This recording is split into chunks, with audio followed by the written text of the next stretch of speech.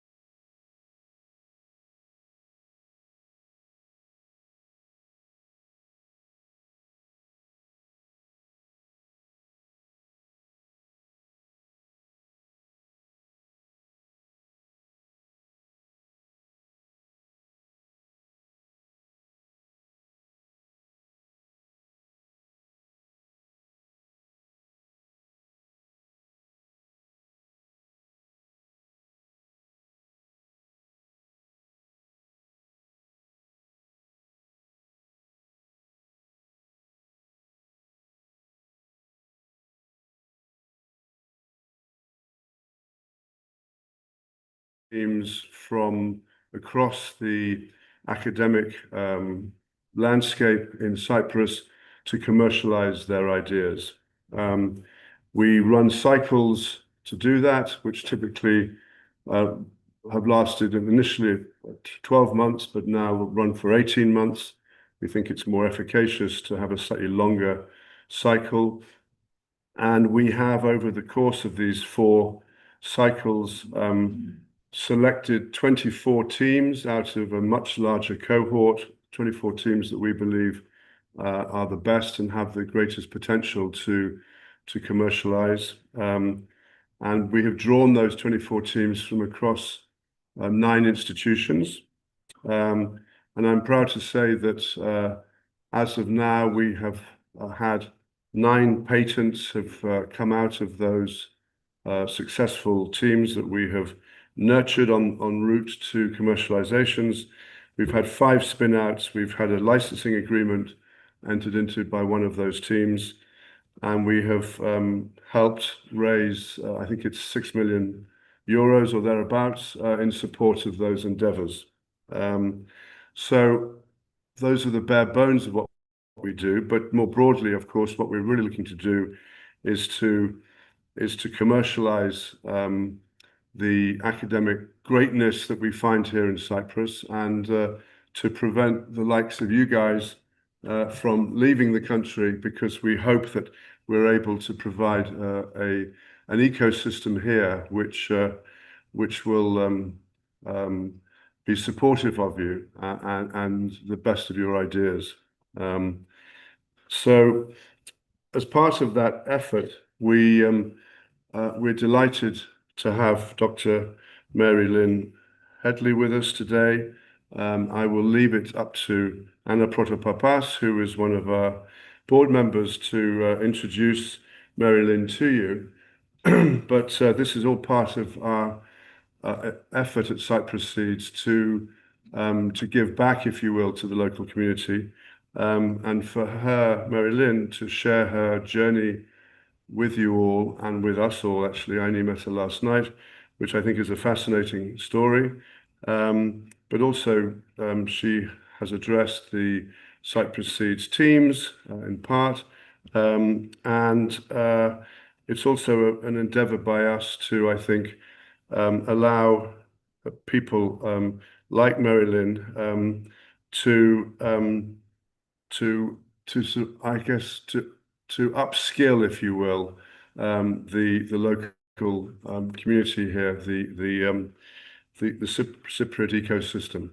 And so, with no further ado, Anna, I'd like to hand the floor over to you, and I look forward to hearing Mary Lynne's words of wisdom in a couple of minutes. Thank you very much, Anna. Well, I'm particularly honored to have Mary Lynne travel all the way from the United States here to meet with all of us and to share some of her experiences. Mary Lynne is really, truly one of the leaders in the US life sciences industry. She's been involved in multiple very successful enterprises, starting really from her postdoc. She's had an impact on patients, very importantly, through the discovery and development of several very important drugs that have come to market. She's mentored many people across the industry, and she has really left a real footprint. I will not take you through all of her long achievements. I think you can read that in the synopsis of her bio. But I can tell you a few things I know about Mary Lynne, and maybe they're the things that make her such a successful entrepreneur. First, once she holds onto a vision, she's extremely passionate about it. And that is really, I think, is a hallmark of a great entrepreneur. She's very good at turning that vision into an inspiring culture in the organization she built. I can tell you that in the last company Mary Lynne ran, my 20-year-old daughter worked as a summer intern. And within 2 days, she was coming home and really describing with passion the mission of the company. And that's really a testament to the strength of the culture that Mary Lynne built, that it was so strong, so much focused on the science and the patient, that even a 20-year-old intern could really buy into it very quickly. And then maybe the last thing I would say about Mary Lynne, she takes everything on with gusto. She climbs mountains, whether it's a vision to bring a drug to market, or whether it's climbing a mountain, she always takes things on with gusto. And I can tell you, as she arrived at my house a few days ago, very jet lagged, the first thing she did was climb the orange tree and cut the oranges rather than let them fall to the ground, with the same kind of gusto. So with that introduction, I'm sure we'll learn a lot from Mary Lynne's presentation. I'll let her take over.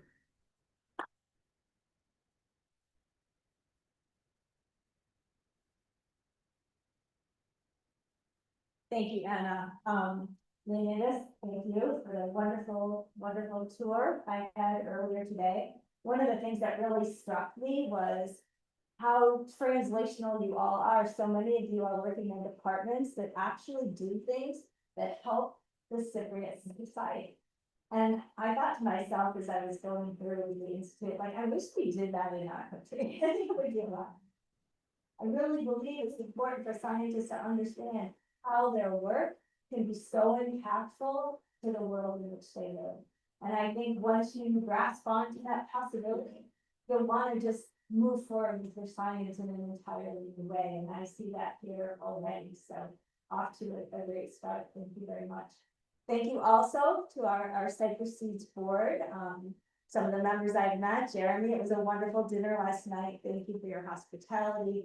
Maria for arranging all of this wonderful with Maria's help. And of course, Anna, what a great time that we had so far in Cyprus. It's my first time visiting. So yes, of course we had to climb mountains. So we went up the Adonis Trail, the down the Aphrodite Trail. I'm probably saying it's all wrong. I apologize. It's my terrible accent. But I got to see where Aphrodite was born, where she took baths. She had a lot of lovers, apparently. So fabulous, swam in the beautiful ocean, went to monasteries, churches. Really, you have a fabulous country. And one of the things I was able to learn just in going to the museum that Terry's family has supported the other day was how rich your history is, and this tapestry of the different cultures that you've woven together to create those unique as yours is truly remarkable. So thank you for sharing yourselves with me, and thank you all for being here. I want to start out by just I'm not very traditional here, so I'm not going to stand there. Okay. So I wanted to start out by asking how many of you are in life sciences? Okay, and how many would you describe yourselves more as tech? Okay, so. So we have a mix and mix. All right, good. That'll help me just think about how to phrase what I'm going to say. So I'm going to talk actually about my first experience, and that was leading my postdoc to start my first company. Because I think that's probably most relevant to many of you who all very much younger than I do. So we're going to start with just that first journey, and then I'm going to talk a little bit about maybe a journey you could all. And then at the very end, or hopefully somewhere in the middle, we'll actually have a lot of questions. And I really encourage you to make this more fun for me, selfishly. I ask anything, really. It doesn't matter what. I'm going to talk about my first company, but you could ask about any of them. You could ask about what it means to actually be a mom and a wife, which I am, with a dog and a frog, and I try to do all this stuff. And I've had that frog for 20 years, so anyways, ask anything. So here's how it started, more or less. I was a postdoc at Harvard, and when I was little, I wanted to be a scientist for the time is, I wanted to go and be in academia. I wanted to win the Nobel Prize, and I wanted to marry Jack Rousseau's son and be a biological engineer. That was my goal from the time I was little. I then got to my graduate school career and then my postdoc, and I started traveling all over the world and started to really just appreciate how important science is to transform lives. And that was really when I started thinking, I should do something more with my science than just, I don't know, one very narrowly focused thing. And I started to interact with these two gentlemen here, who were my co-founders in my first company. I later married one of them, but I'm not going to tell you which one. So, and I actually married him because we worked 24/7 and we were working trying to get this company started, and I didn't have time to date anyone. One of them wasn't married and one was, so and it was really a consequence twice. But I regret. So I was an immunologist. I am an immunologist. Those two guys were something different, and that's an important lesson in and of itself. It's very easy for me to talk to immunologists. It was hard for me to talk to protein chemists or microbiologists or people who were more interested in medicine. But that communication with people who are complementary to myself really enabled us to think and vision much more broadly than I could do with just immunology. So we decided that we were going to start a company. So this is what I knew about science. Okay, I could write papers. I got my 2 cell papers, which for those of you in life science, that's like a big deal. And then, I could write grants. I've done that. And that's what I knew about business. So not a lot, pretty much nothing. But it didn't stop us. So when you think when you're collaborating with someone and you need help, right? You know how to do immunology, but you need a computational biologist. What do? You go ask for help, right? And so that's what we did. We went out and we asked for help. And it truly is remarkable how willing people were to talk to us. We could pick up the phone, and back then we had phones, right? That we used to talk to each other. And we could call anyone and talk to them about anything. They would share their experiences. And at that time in Cambridge, the US Cambridge, there were a whole bunch of people who had already participated in starting companies and creating drugs. And so they were more than willing to spend 30 minutes with us over a cup of coffee, whatever, just on the phone, in their office, to help us understand what their experience had been like. And that was so important. And I really encourage you, if you're interested in anything like this, just talk to people. I will give you my email, you can reach out, and I will try to connect you to people who can help you.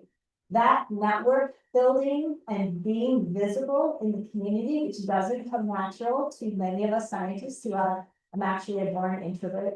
I'm on the spectrum, and I force myself. But it's not easy for many of us to just go out, put yourself out there, ask questions. And I kind of figure like, what's the worst thing that can happen? They say no.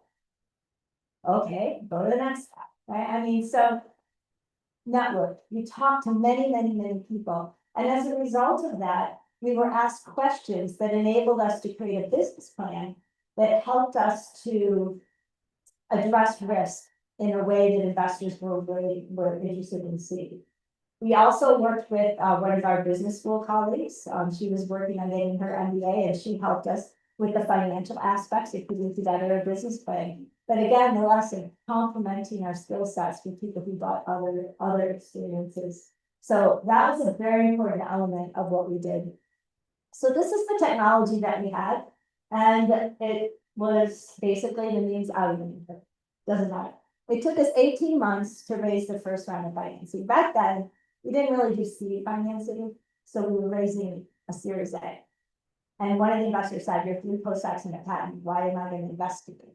Which was a reasonable question, you know. So we had to learn to tell our story well. But it took us 18 months and lots and lots and lots of no's, maybe 90 no's, before we got that first round of financing. And it was like $6 million. So that sounds like a lot, I know. But when you're trying to develop it, it gets you started. And we were so proud of that money. And I had accounting 101. That was my business experience. So I became the controller or accountant for the company and wrote the checks. One of the other individuals, he was really awesome at setting up lab and operations. He did that. And the other one set up all of our IT systems and our research organization. So, you know, we just each did what we were really suitable at least. So it took us a long time to raise the first round of financing, but we finally did. And what we had promised to investors, we will be in the clinic in 18 months. Now, those of you who developed drugs know how difficult that was. We had to scale up a whole manufacturing process, and we had to then convince the FDA, put together a document that we should put this in people. And we were in the clinic in 18 months. So how did we convince the investors? Have any of you ever seen this movie on Vegas? No? Or on set? I highly recommend it. It is like, if you want to learn to tell a story really, really well, watch this movie. It's Anthony Hopkins, and he's describing the importance of storytelling. And as he's saying, the person who tells the best story in the courtroom wins. The person who tells the best story to investors wins. You have to learn to tell your story. Now, I'm going to tell you a story. Okay, this is my story of my product. We identified T-cell epitopes from E6, E7, oncogenic HPV 16 and 18. We created DNA and vectors encapsulated in a polypeptide microparticles, which you lyophilize, then you suspend them ion and inject them. The particles are taken up by the cells, antigens are expressed, activate T cells, epitope processing, activate T cells. T cells migrate to disease sites, eliminate disease cells, and prevent cancer. How many of you understood that? 3. This is a story to tell. Describe the setting. Young women with positive pap smears are getting LEEP procedures, where you carve out your portion of your cervix. Typically what happens is they get repeat positive pap smears, repeat LEEP surgical procedures. This compromises the cervix, which prevents you from having a competent pregnancy, carrying the baby to term. Our goal was activate your body's own immune system to eliminate those lesions, prevent surgeries. How many of you understood that story? Yeah. How many of you cared more about this story than the previous story? Yeah, of course.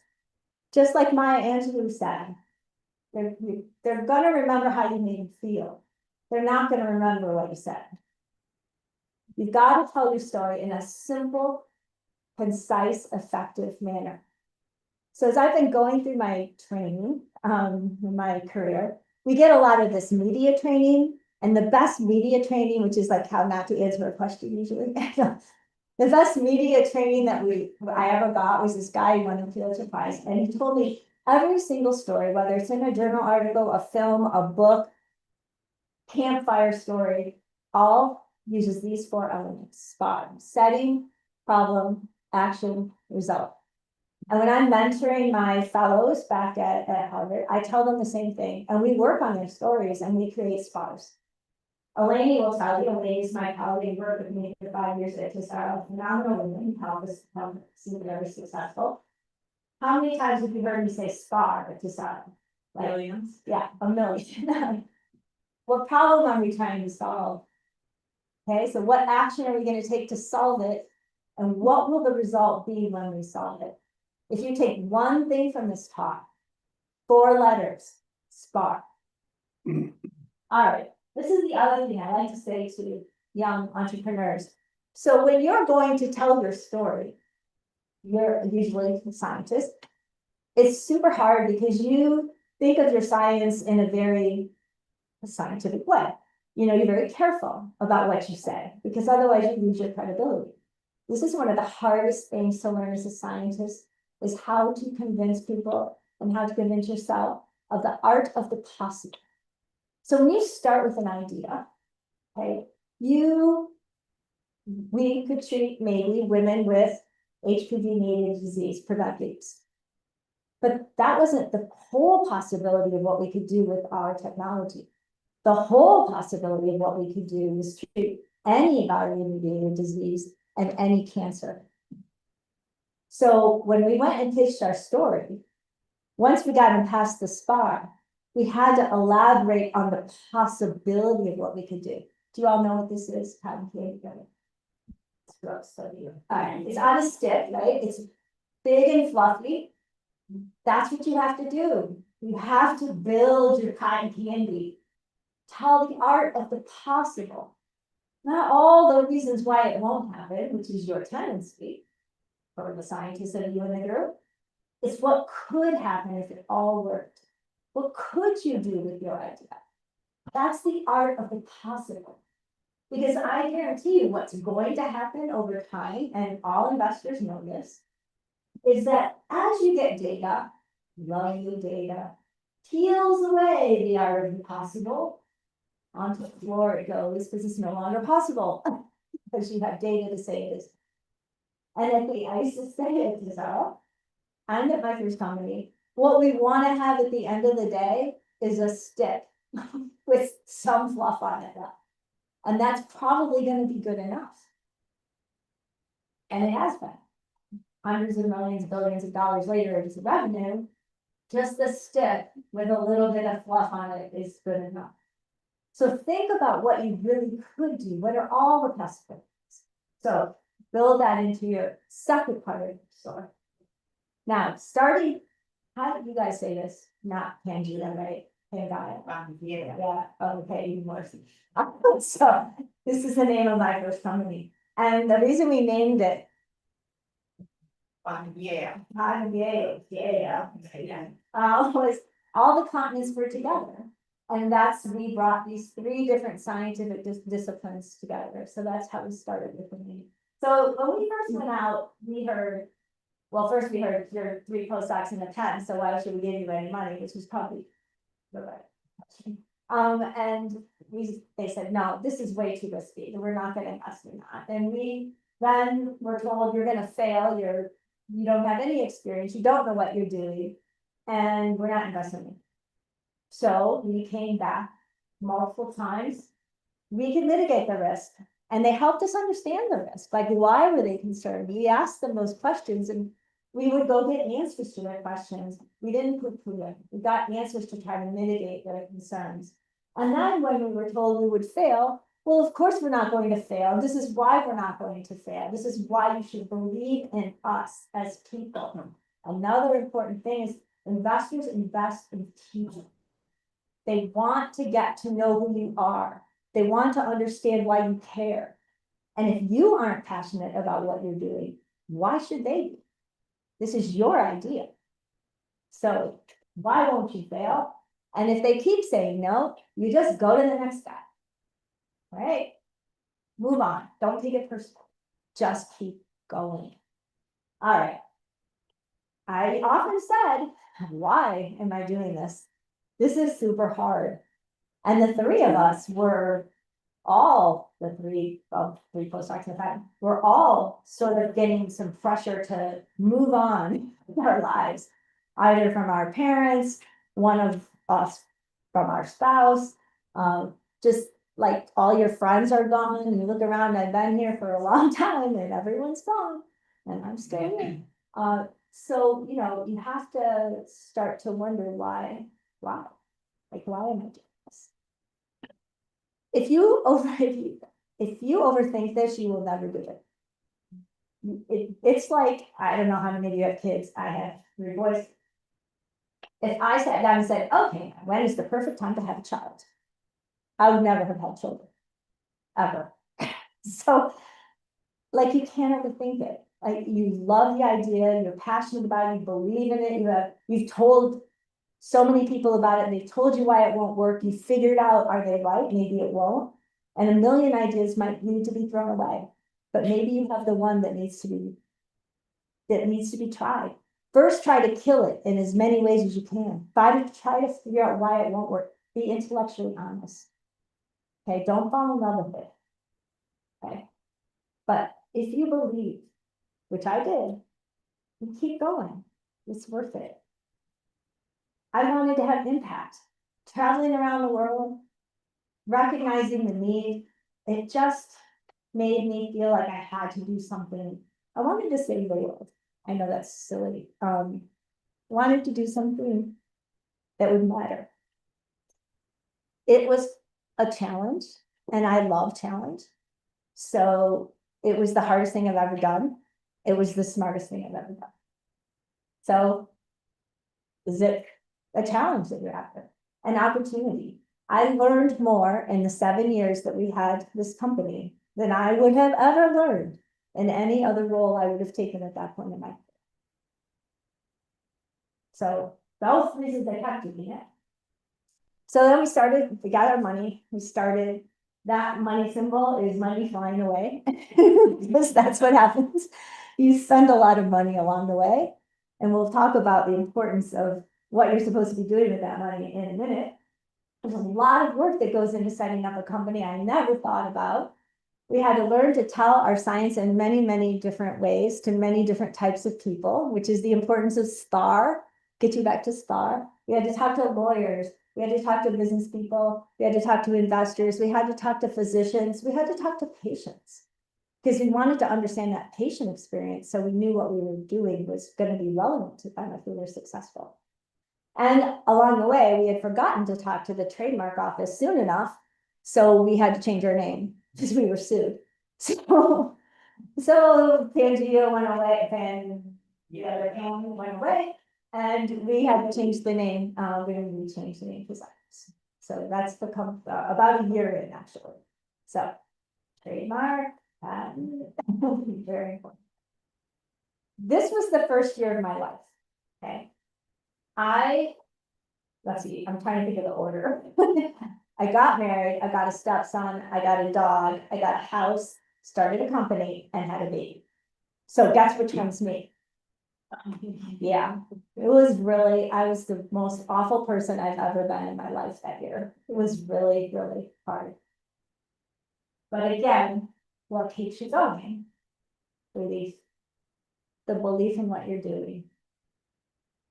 So we kept going. And got ready for the roller coaster, which inevitably starting a new company is. It's all about a roller coaster. Sometimes your data are good, sometimes your data are bad. You are always trying to reincorporate it into your story. Sometimes the market, you'll learn to love the market. You know, what's the market? You know, how stocks are trading, how the economy is looking, how the global macroeconomic environment is looking right now. I know the United States is not doing a great job with that.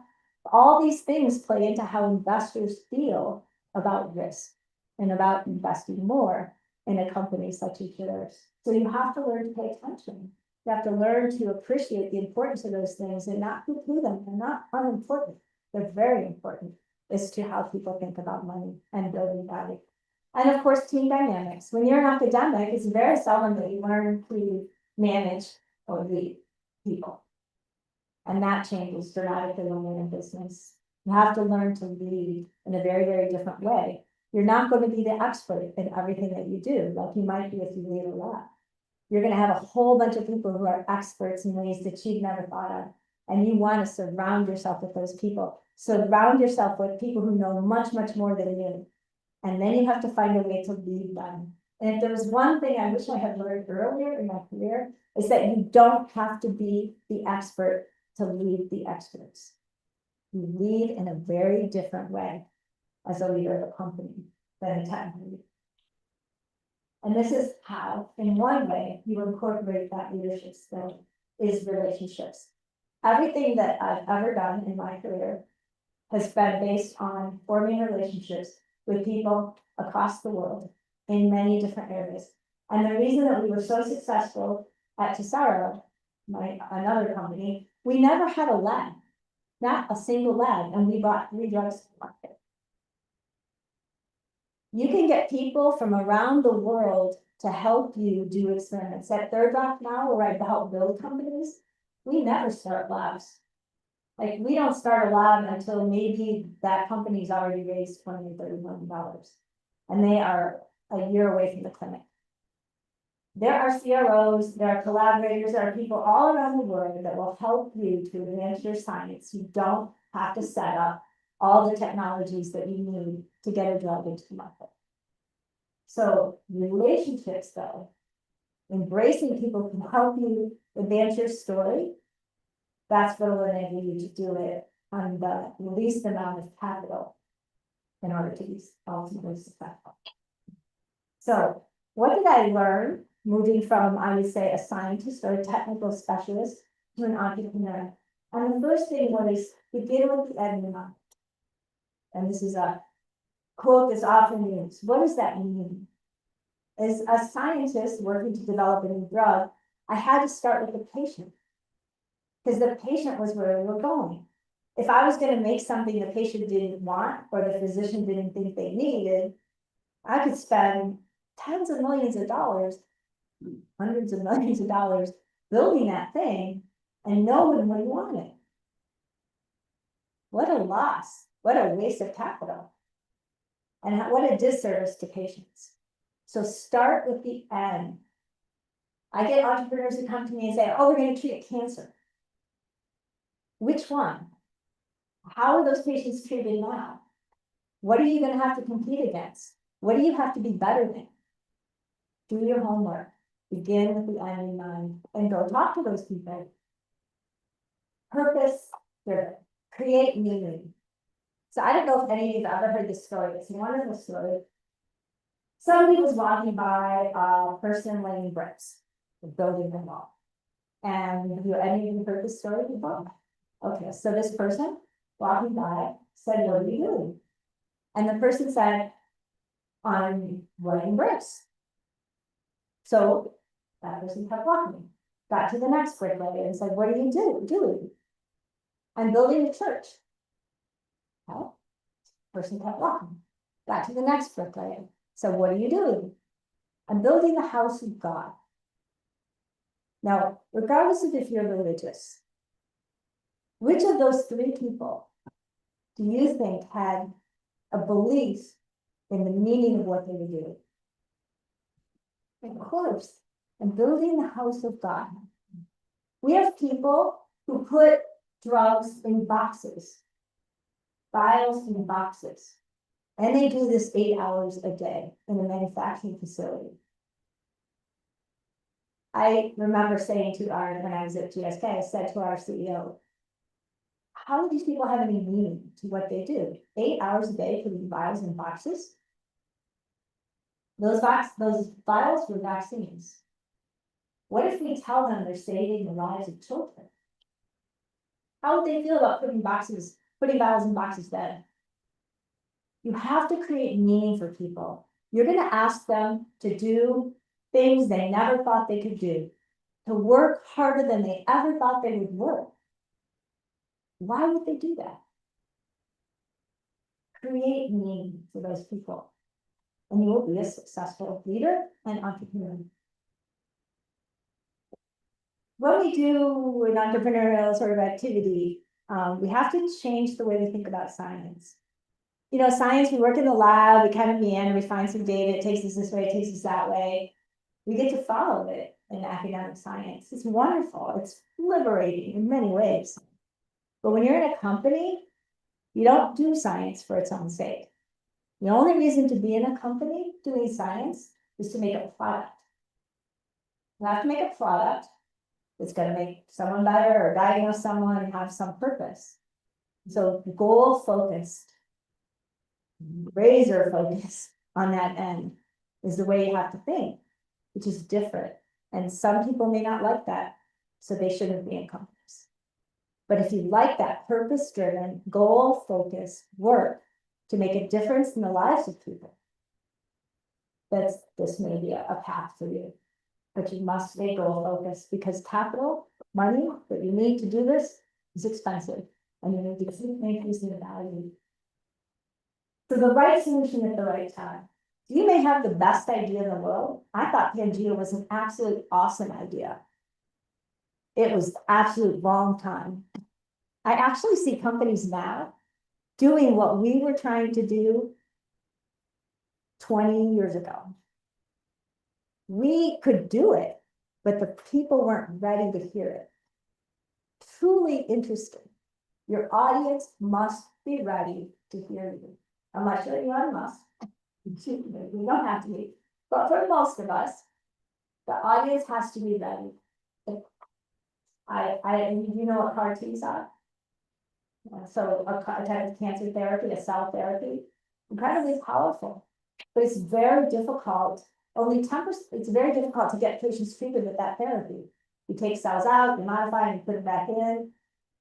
10% of the patients who are eligible for those therapies in the States get it. Almost no one in Europe gets it. It's too difficult to implement. It's too costly. It's incredibly effective at eliminating this, but it might be the wrong time. So the right time for the right idea. Again, how do you know this? Ask questions of your technology, of the people around you, network. So 8 years of starting our company, we were acquired by MGI Pharma, which was a company that had oncology products. We were, after multiple rounds of financing, able to sell the company, and we returned the capital. I would say it was like an ROI, return on investment of like 1.1. Not great by most investor standards, but we returned the capital, which was important from that perspective. But we learned a ton during this whole process. What did we get right in all of this? The first thing, we were humble. And part that's because we were too young to be anything else. We worked around people who were very famous. You know, it's kind of a feudal system, if we're honest with ourselves. At least I'll just give you our experience. You know, there's a famous PI, and then there's you as postdocs, and you're working incredibly long hours, and you feel like you don't get as much credit as you deserve, etc. And you feel that way. No, don't raise your hands, because but you know, we wanted to go off and do it ourselves. And yeah, we did know when we got into the business world that we didn't know it. So we hired a CEO. So I became the second CEO, but Mark was our first CEO. And we hired a head of product development. And because we did those two things, we were in the clinic in 18 months, and we were successful from an investor perspective in that regard. You shared the pie. We'll talk about this later. You can't do this alone. So even though it's your idea, all of that, the percent ownership of the company, you will have a minimum amount of that company at the end of the day. You have to get comfortable with that. So we shared the ownership with all of our, certainly our investors, but also all of our employees. And that allowed us to create an ownership. So everybody wanted to work together and work really, really hard to make us successful. We defined the problem we needed to solve. We didn't just build something that we thought people would like. We went out and found out, would they really use this? Did they really want it? And finally, we made patient focus. We brought patients in and we talked to patients. They were always front and center and always in our building. So patients had to be number one. That was our creating immunity. What did we get wrong? The first one is really important. So the first thing we got wrong was the impact curve.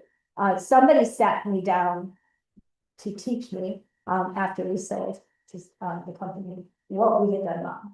And I was incredibly grateful to this venture capitalist who teach me what I had done wrong. And what he said was, okay, this is impact on our y-axis, and that's time. Other famous people who've done this before, they can put a little bit of time in and have a ton of impact. You, my friend, must put in much, much more time in order to have the same area of the level of impact. Okay, he was right.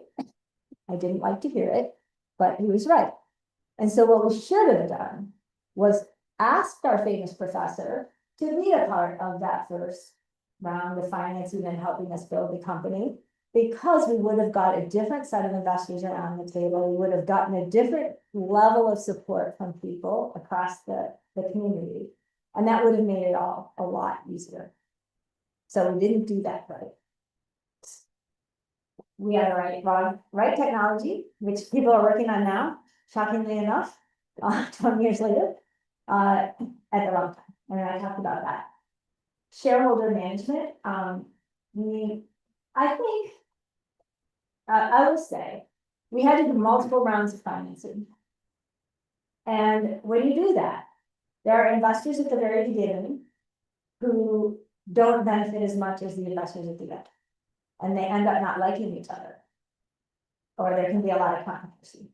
So I would say our management of shareholders at the board level was not stellar. And to the point when I became CEO, I had to sit down and tell all of them, I will become CEO if you all will sit in a room together. That's how bad it got me. Your job as CEO is to manage your board. They are your shareholders usually initially when you're starting the first company, and you have to devote your time to understanding what it is they want and need. So managing your board is also just as important as managing your employees. So management is something, as I got back to, like, you have to learn. It's a really important skill, and paying attention to it is important, just as important as your science. And then time value money. And this is a really, so in addition to STAR, this is the other thing that I really, really want you to understand. Time value money. This calculus of value increasing over time needs to go up. That's the blue line. It needs to go up fast. You see the amount of money you're spending over time. It needs to go up faster than the amount of money you're spending over time. Right? That differential is the return on investment. So you've got to be building value with the amount of money you're bringing in, and before you run out of money. And what is value? That could be, I got this drug, I'm going to put it to the clinic. I got into the clinic. I got my clinical data. Those are value enhancing aspects. Or even early on, I found the target. I validated the biology of the target. I identified a patient population. All of these things start to reduce risk. And that's something you need to align with your investors. And that's absolutely fundamental, or you will run out of money. So we got that. Like, we ended up pretty much all wrong. Our ROI was 1.1. That's not ideal, but we at least returned all the money. Okay, so we didn't run out of money. We got the money back, but we sold the company. What is it like to be a CEO? That's what it's like to be a CEO. It just depends on the day, right? Every one of those feelings is what it's like. It's an incredible opportunity, leading an organization, building value over time, helping patients, doing these amazing things. It's all of it. It's life, right? But it's a 24/7 commitment. To be a CXO of any large organization, it's like being a scientist when you're fully dedicated to the thing you're doing. What are you thinking about when you wake up in the morning? What are you thinking about when you go to bed at night? Right? Because you're excited about the science that you're doing. It's just the same in that way. You're already doing this. The pressures are different, but you're already doing this in many ways. So no job description either, right? Sometimes you're running a gel, sometimes you're working with the computational biologist, sometimes you're making coffee. You're doing it all. No job description. 24/7. That's what's in your head. Now let's talk a bit about your dream and what that means. So you have a student and you're trying to figure out, should I license it, whatever that means, or should I start a new company? These are some questions to sort of, well, these are a couple of ways that you could do this. You don't have to, if you're a professor or you don't have to leave your job to participate in commercialization of science. You can stay a professor.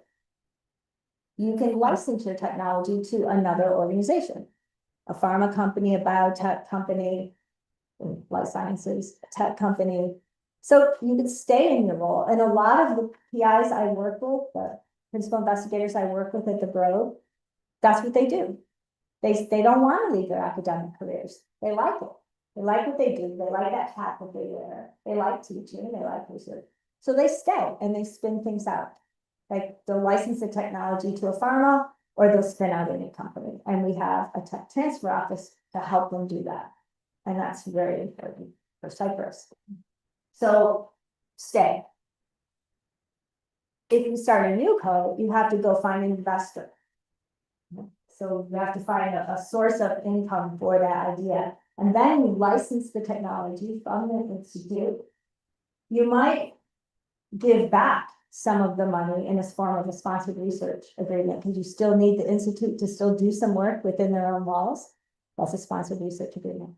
So you're still working. It's kind of a little of this and that before you fully launch the company. So both of those routes are perfectly reasonable. Depends on the technology, depends on the.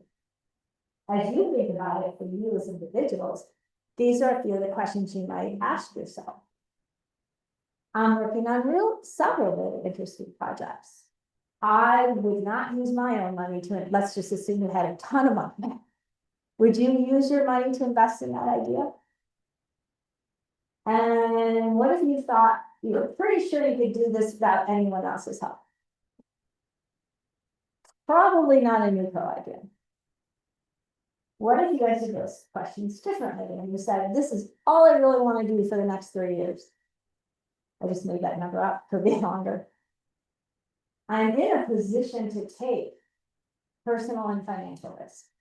When I started my first company, I didn't have, well, before the first year, I didn't have a kid and no house, and I screwed that up really badly in the first year, but I didn't have any responsibility. So it was easier for me to take risks than you may want to take risks, but you just might not be at the right time in life to take that risk. So that's important. And I'm willing to hire people better than me. We do a lot of different things than me. I should add, I'm willing to listen to others. If that's more where you fall, then starting a company might be a great idea. But again, you can license. Commercialization happens in many ways. You don't have to leave academia, just you don't have to start a new company. You can do it either way. You're gonna have to share. Like kindergarten, remember? You're gonna have to share. That was a hard thing to learn. I have to tell you, when we were postdocs, we were like, we were gonna have to give half of this to the investors. It's our idea. Like, come on. What did they do? Well, they didn't give you the money, like you wouldn't get to do what you want. So you're gonna have to share. And how does that typically look? Well, when you start out, and I just made these numbers up, but there 1 million shares is pretty common to start a new co. So at the very beginning, on day one, you own it all. 100% yours. There's 1 million shares, roughly. Okay. Generally, the share price for tax purposes and a whole bunch of other stuff is called penny stock. Okay, it's a penny a share. It's not worth anything really. All right, so the total value of that pie is 10,000 euros. Right? That's before you've got any IT, before you've got it. But then you need to raise money and you need to hire people to help you. So here's how it typically, in life sciences, would typically work. So the first thing is you're going to have to set aside some money in what we call an employee stock option program. That's stock that you're going to give away to people that come and work for you because you're asking them to take risks. Okay? So you're going to have to give away some of your pie.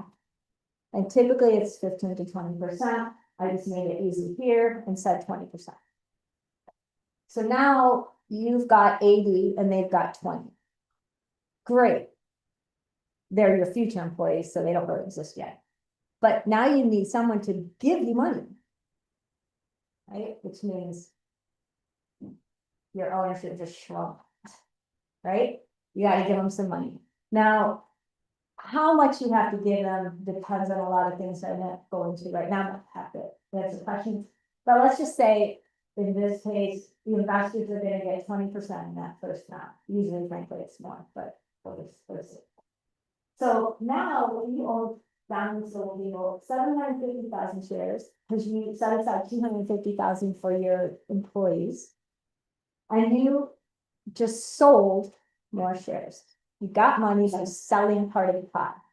So you gave those investors 250,000 shares, and they own 20%. Now the total number of outstanding shares is 1.25 million. But look, the value of the pie increased. So now the share price is $1. And you therefore have just created value for yourselves. No longer do you have $10,000, but you obviously have $750,000.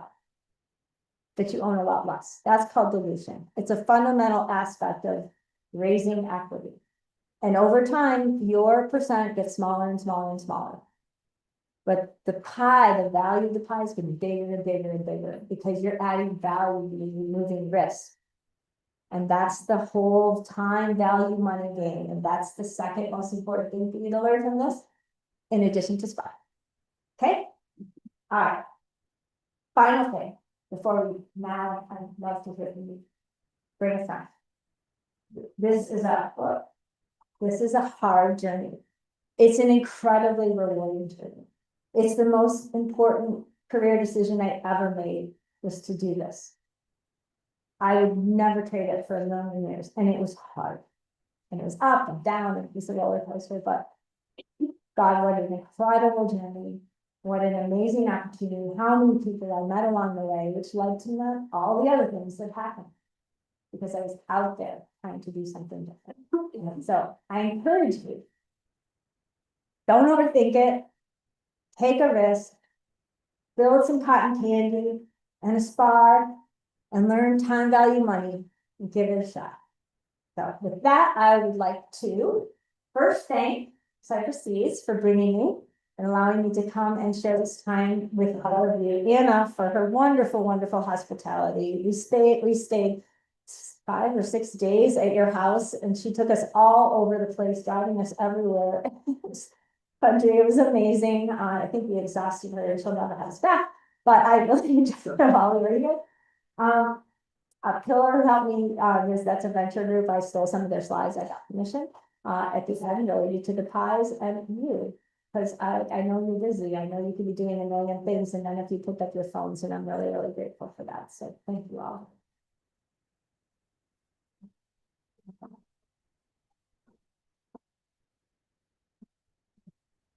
Do you have any questions? Okay. Any questions? Don't be afraid. Yes. Let me start. I feel like you went through the journey, and it was exciting, it was very nice, but I think what I'm missing is a starting point. Yeah. You said we were 3 postdocs with a patent. How did that happen? Probably that. So who was the owner of the patent? Who paid for the patent? Who licensed it back to you? We would like to know. Yes, sure, I can, yes. So we had this idea, like, of taking that, we had this idea. And it was actually a mix of ideas between the three of us. And so we went to the, Harvard has a tech transfer office. And we had to fill out an information disclosure form, which basically described, what we thought we had invented. All right, but we're not patent attorneys, what do we know? So we just filled out this form. I think we have something, see that? Yes, I talked to someone at lunch. Yes, you. Yeah, so you have something similar. We filled out this form. We have internal patent attorneys there, and they work with an external patent firm. We didn't have to understand intellectual property. They then met with us, talked to us about our science and about what we thought we had invented. And they're the ones that made the decision about, oh, well, this sounds like something you could patent and you could own. And so we then worked with them. They created the patent. It's called a specification, a description of the invention. They came up with the claims. And then they worked with us to do that because they kept trying to understand the science so they could get it right. And that was an incredible learning opportunity because we got to understand the importance of patents and how patent attorneys actually think about protecting your inventions and what was patentable and what wasn't patentable. And so it was that journey that allowed us to get a patent. And I would say patent application is the correct terminology. So it was Harvard who worked with their attorneys to apply for the patent and they paid for it. So there's an actual I guess a pot of money that the tech transfer office has that enables them to pay for these patent applications. They will only keep them for so long because everyone wants to patent it. Everyone there wants to patent something. And so those patents are weighed against each other and how quickly they think they can out-license them or spin out companies. So you're competing with each other in the institution in a way, because they'll only pay for them up through a certain stage. Usually the PCT stage, because then it starts to get very expensive to prosecute them. So we didn't have to do any of that. We didn't have to be patent experts. We worked with people at the university to make that happen. Is that basically? Yes. Thank you for a very interesting talk, and I really like your answer because sometimes what's missing is actually that context. No, for the microphone. Yeah. So I just wanted to ask you to comment a bit on the importance of scale and density in an ecosystem, because obviously Cambridge has biology in the context. They have some special. You were the postdoctoral patent, but obviously there were a lot more postdoctoral, a lot more patents, and there's this competition, and you need to move faster and very quick. What's about advice to build smaller ecosystems that are trying to grow, but they can never? I mean, it's very, very difficult for Cyprus to achieve either the scale or the density. Yeah, I mean, Cambridge is a special. What would be the strategic advice that we give for an emerging ecosystem? I think one of the most important things Cyprus could do, well, first of all, encourage all of you, right? But that only goes so far because you have to be able to have the resources to then advance your science. I think what Cyprus is doing is incredibly important. Being able to provide enough funding to sort of get you to that next idea, even at that next thing along the way, I would encourage them to ask you to begin with the end in mind, to go figure out what your product should be. So, you know, ChatGPT is actually awesome for this right now. There are so many ways you can do this without going and spending $100,000 on market analysis. Be creative, guys. You're scientists. Like, you could figure this out. Okay, you can. But what they, I think, need to do is continue to support you with these amounts of money, these awards that help you to advance your science. And I think what the university or the institutes need to do is a tech transfer office to do what I just described, is to help you understand the importance of IP. Because that's what you own at the end of the day. That was one of the hardest things when we transitioned from academia to industry was, you know, in academia, you could pretty much do anything you can get a grant for, right? I mean, you still have to get money to do it, but you don't have to own it, because no one's going to sue you for doing it in an academic environment. But in an industry, you have to own it. So you have to have intellectual property, and that's really important to understand. And even if over the next 5 years, that's all that happens here, that alone will catapult to the next phase. I actually helped the Chilean government do this for the last 20 years. I've watched that ecosystem evolve. You're farther along than they were, but they started with nothing. And that's the first thing that they did, and it was incredibly successful at catalyzing what now is venture groups, an entrepreneurial system, biotech companies. Like, they never would have dreamt that was possible 20 years ago. But they changed the way the scientists thought about their science, and then they enabled them. Tech transfer and IP is super important to that enablement, and doing what you've done and bringing me and many other people here to talk to you about their experiences so you can see yourself in me. There's nothing unique about me. You could be me. You can do this, truly. Like, just don't overthink it. Like, if I knew everything now that I knew then, I probably wouldn't have done it. Like, it'd be too scary. Don't overthink it. Just do it. Yeah, wow.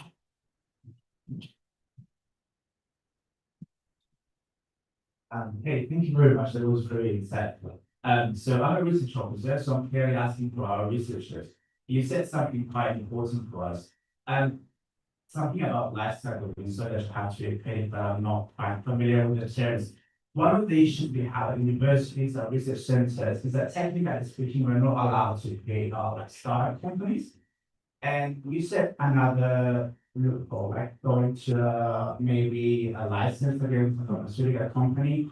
I would pretty much appreciate if we could share a little bit your experience about different routes, because a lot of us cannot essentially start. Yes. You are much better if we can find out about. Yeah. Licensing is actually a wonderful way to get started, or even to continue. Because what you're doing is all the steps I told you about, the SPAR, figuring out a product, finding an unmet need, mitigating risk with your science, all those apply to licensing too. Licensing is where, again, you need IP. Okay, so you take your patent application with the help of the tech transfer office or networking, because you know someone in Cambridge or in Germany or wherever that, is working at a pharma company, make all kinds of contacts possible. And maybe they're your collaborator, so you identify companies who might be interested in doing what you're working on. So that's going to be used. Well, Lilly. Okay, so Lilly obviously works in the obesity space. You've just got a brand new target and you think it's really important for combating obesity. You've demonstrated in some of your models, whether those are cell-based or animal-based, that if you inhibit this target or activate this target, you can result in those big old fat node mice or OB mice, that they don't gain weight. What do? Well, Lilly's always out, as an example, looking for companies or academic investigators who have identified new targets. And how do they know about you? Because you've published it. But before you published it, before you presented it anywhere, what did you do? Yes. You patented it, right? You got your tech transfer office or your lovely lady over here to help you patent it. So then you can present it. And then if you publish it or presented it at a meeting, they have scouts all over the place that are looking for new ideas. And they will contact, you have contact on your paper, right? Use contact person on every single publication. Or if you had a place that they knew they could come as a tech transfer office, they would call you up, they would contact you via email, and they would ask you, is this IP available for licensing? Or your tech transfer office in a proactive way would be going to Lilly, where there's a portal you can go, and they would say, we have this new idea, would you be interested in licensing? So it can go both ways. And then you get in a discussion with them, and they'll ask you all kinds of questions, exactly what I just told you here.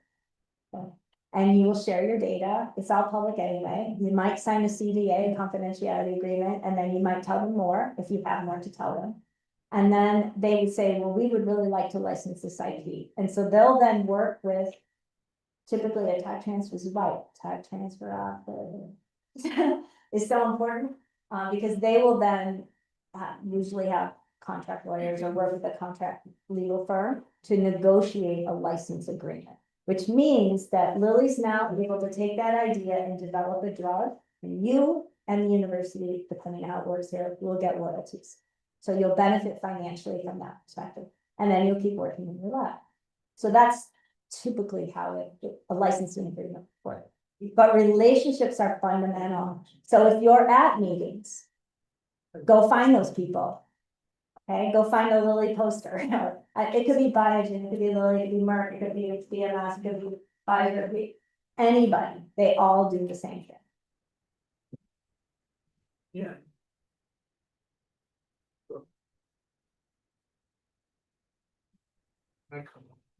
And by the way, that's a very cost-effective way for the university and institutes to start up because it doesn't cost a ton of money, obviously, to do that. We're not developing it. Maybe I can speak out loudly. Yes. So thank you, Mary. It was fantastic. So I think it all made us think, all of us. So obviously it's a big journey from the beginning to the end, and I think the most important part is the beginning. So the idea how it all started. Internally in our meetings, we always say that to the senior people that you need to train your staff to develop ideas not only scientifically to be feasible and produce just data which are meaningful, of course, but just to make sure that you see the end, what you said about the end. Is it possible to have a young audience? Is it possible to expand this a little bit more and just give them some hints, some tips on how to choose the best idea? Yes. How to choose the best idea. This, I think the general answer to that would be awareness of what's going on in the world around you. You know, it's very easy as scientists to be very focused on what you do. That's what we do, right? And you only read the papers that are associated with the things that you work on, right? And you might think you're the only one ever came up with this idea because you haven't ever even looked at the patent literature.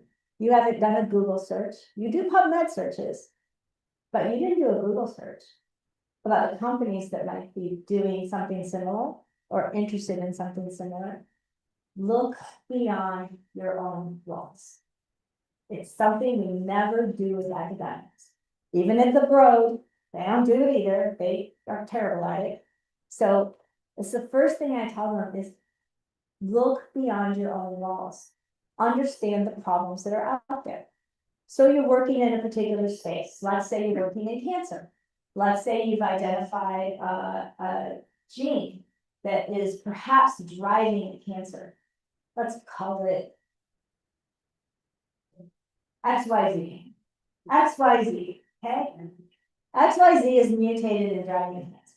And you think this is the best target ever. And it's always what you've got data, because you want to know, well, which cancer? So you look at a whole bunch of panels and you see it's lung cancer. So what do you do with that idea? You want data to say, if I block it with siRNA, it's very doable. I can do that, or an ASO or CRISPR, pick your favorite technology, the cells die. Because I want to know, is it going to kill the cells if I inhibit it? That's important data.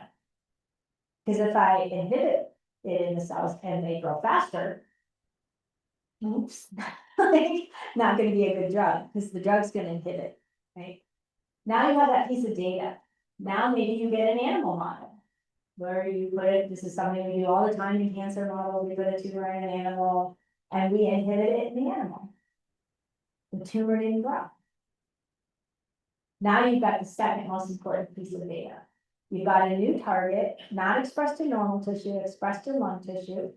You've inhibited it in vitro. and seen an effect on the cancer cells that stop growing. You've inhibited it in vivo, and the tumors don't grow anymore.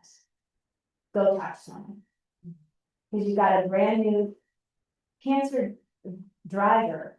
And why do you know that's important? Because you've Googled cancer drivers. And you know there are 18 drugs approved for different tumor drivers. And you've gone and you've understood the publications, and we're going to take out. So I work on an Amphitheatre. You're going to go understand how did Chugai develop their ELK inhibitor, which is on the market, which you also know because you Googled that too, and you went to the US package insert, USPI /ELK inhibitor / Google. Up comes the USPI, which is all the prescribing information. And then it tells you what clinical trials they did, tells you the clinical pharmacology they did, and it gives you publications. Then you go do your PubMed search and you find out what experiments did they do, in vitro, in vivo, so you know the path to take to generate a drug against the tumor. You can all do that. That is not a hard exercise, and it costs no money. So look around you, look at what others have done, follow models of what other people have done in the space who are in companies, not in academics. Does that help? Yes, thank you.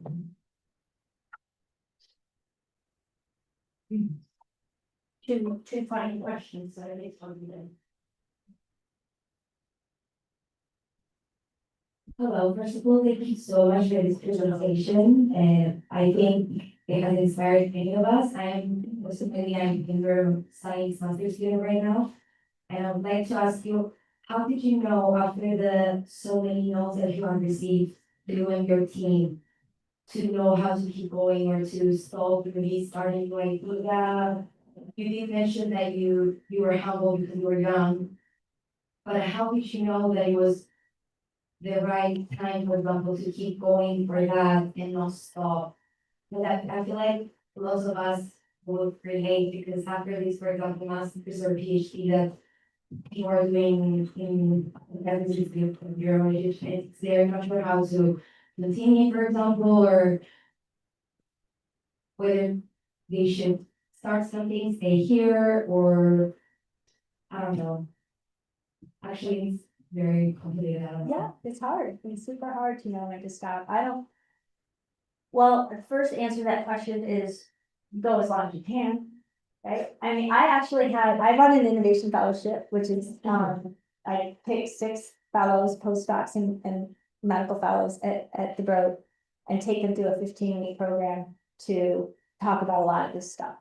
And the last time, and I always have someone from the industry come in, and I had 2 of my favorite co-CEOs ever come in. They were graduate students when they started working, undergrads actually, when they started working together. And I started mentoring them when they had just gotten their data for ALS, patients with ALS, terrible disease. And they didn't know anything, and they wanted to start a company. And I knew they weren't going to get a lot of help because they were too young looking, and they didn't have sexy science, to put it bluntly. But it looked promising. And so, I had them come in and talk, and they were so inspiring to those fellows, because I think they gave the sense of how much personal sacrifice, in some ways, for them was involved in getting started.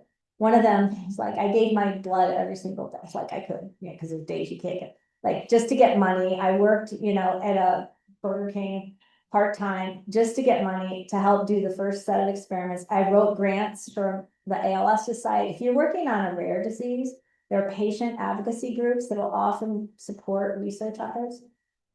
They wrote they got like $6,000 at a time to advance the science.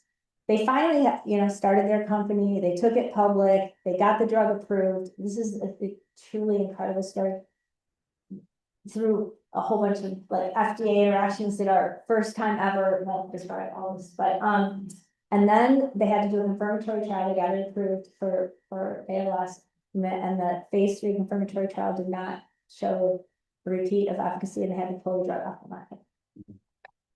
That experience, which some people might look at as a failure, was more inspiring to those fellows than all of the successes that had come before.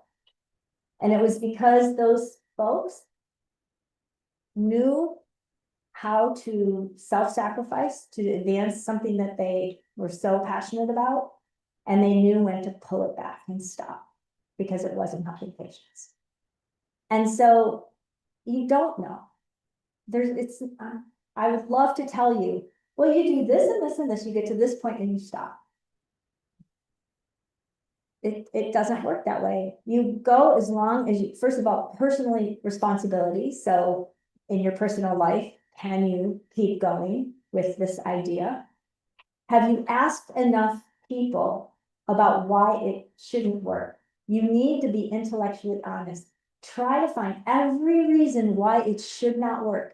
Try to kill it dead, bash it into the ground. Do it when it's cheap. Because if it's in phase 3 and it fails, it's like $1 billion already spent. So kill it early. That is so hard to do. And I can only stand here in front of you and tell you that because I have killed my own children. Not figuratively. Sometimes wanted to kill. I've killed drugs I started from the beginning. It's so painful, so hard, right? Because you like love your baby. But I knew it wasn't going to work. At the end of the day, there was some data that if I looked at the squeaky eye, yeah, okay, it still was supporting my hypothesis. But then you do another experiment, and it's not supporting my hypothesis. And you have to be intellectually honest and try to kill it. If you have tried to kill it every possible way, and you've talked to all of your colleagues, and they can't find a way to kill it, it might be worth pursuing. Keep going. Google, ChatGPT, find sources. There's money out there. You don't have to rely on the institute. Try to find money from other sources. And patient advocacy groups are a great way for certain diseases. First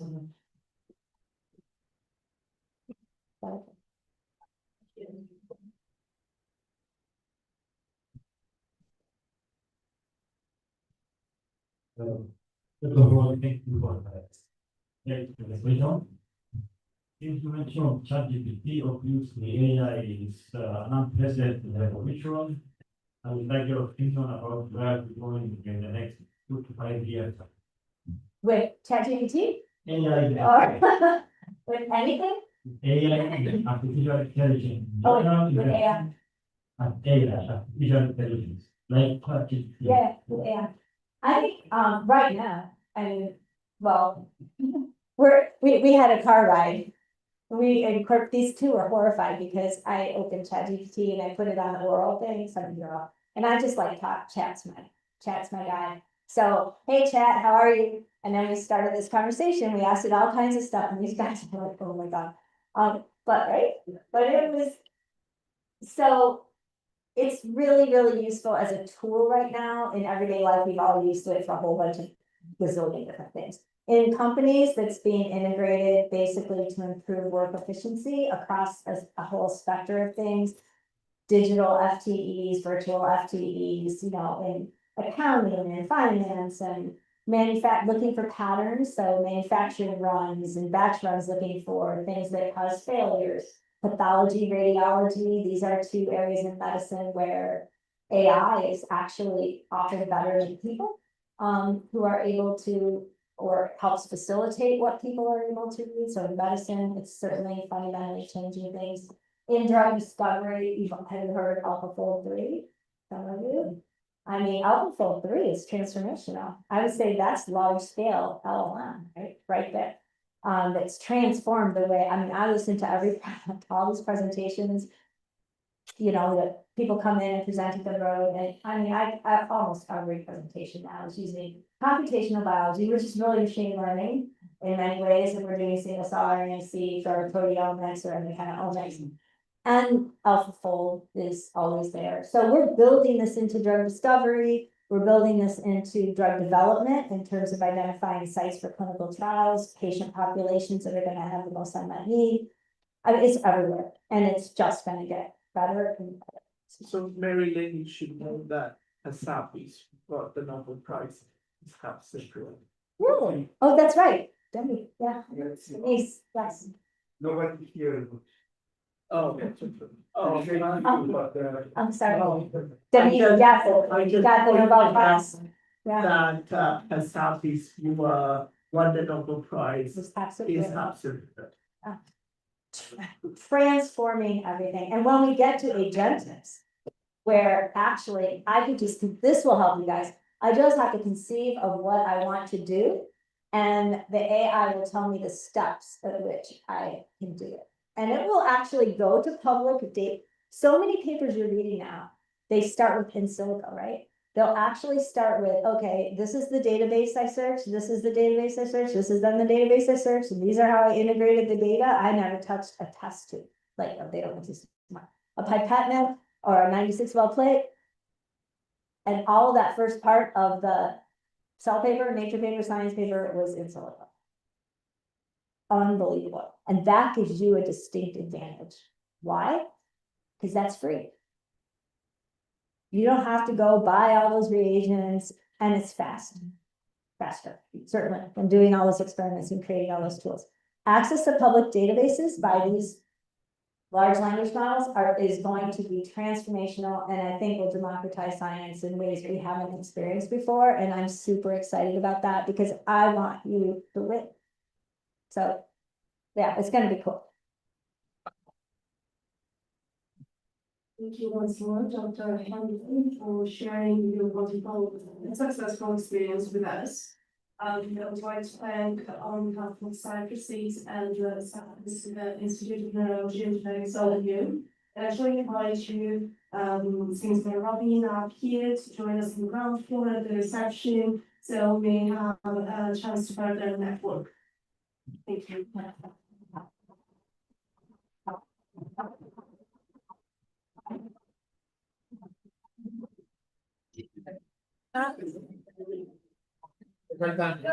Great.